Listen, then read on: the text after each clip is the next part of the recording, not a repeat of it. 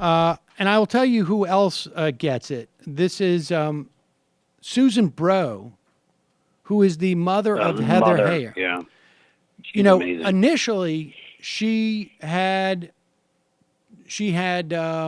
talked about, well, don't play this one. Initially she had a positive response to Donald Trump statements.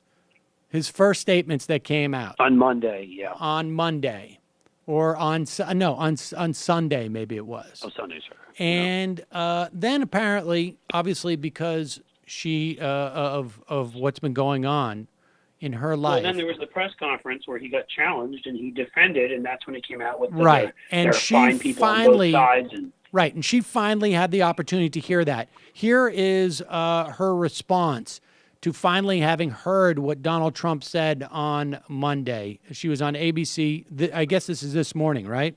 This morning, yeah, it was here this morning. So I hadn't really watched the news until last night. And I'm not talking to the president now. I'm sorry. After what he said about my child. And it's not that I saw somebody else's tweets about him. I saw an actual clip of him at a press conference equating the protesters like Ms. Heyer with the KKK and the white supremacists.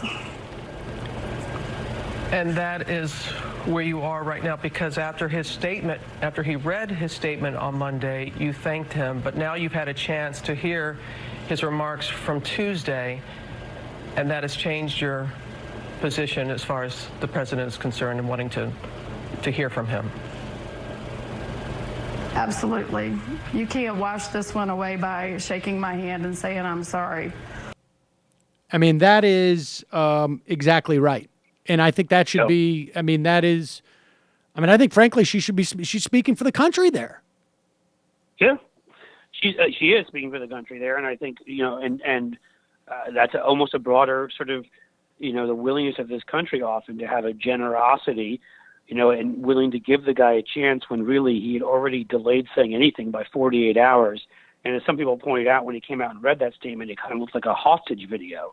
But, at least the fact that he came out and read a statement and said some of the right things made you want to say, would make, I think, a lot of fair-minded people in the country say, okay, at least he's doing it now, even if he didn't do it right away. But he just cannot help himself. He's a terrible person. And so all it took were some personal critiques and questions of him, which he can't stand in any forum. He didn't go in there planning to say those things, I promise you. But, when he's pushing a corner, just the way truth has never mattered, he'll say anything to further his cause. He'll defend himself any way he thinks he needs to. And people need to remember, Donald Trump judges people not by competence, not by their character. They're really only by one thing, their loyalty to him.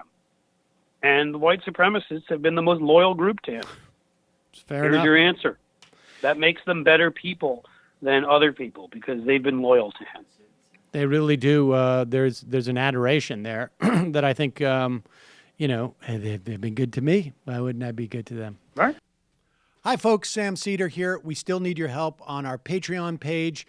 YouTube ads have come back, but not nearly as much as we had before. So if you can help us out, any little bit helps. Head over to our Patreon page right at this URL, and you'll help us keep helping you by making videos